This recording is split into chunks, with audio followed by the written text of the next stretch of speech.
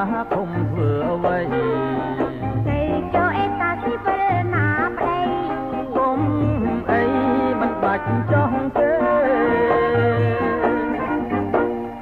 ទេមិនបានទេបងណែបងគុំធ្វើអញ្ចឹងអូនកុំខឹងអូនកុំខឹងធ្វើអញ្ចឹងវាស្រួលថ្ងៃក្រោយវាស្រួលដោយមិនដេញថ្ងៃក្រោយអីណែបើសយលែងគ្នាស្រួលអស់ចាមិនបាច់ឡាសាឡាទេ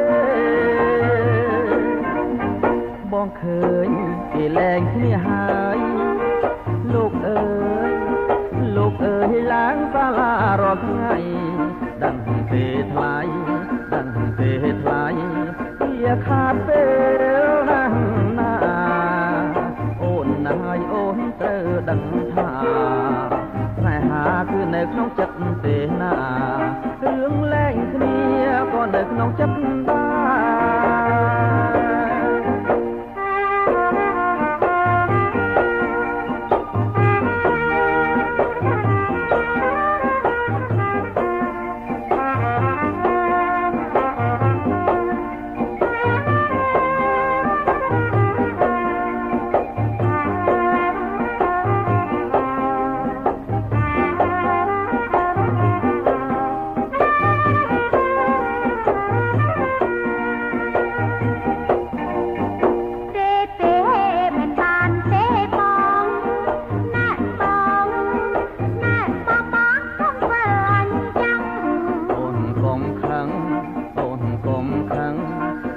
អញ្ចឹង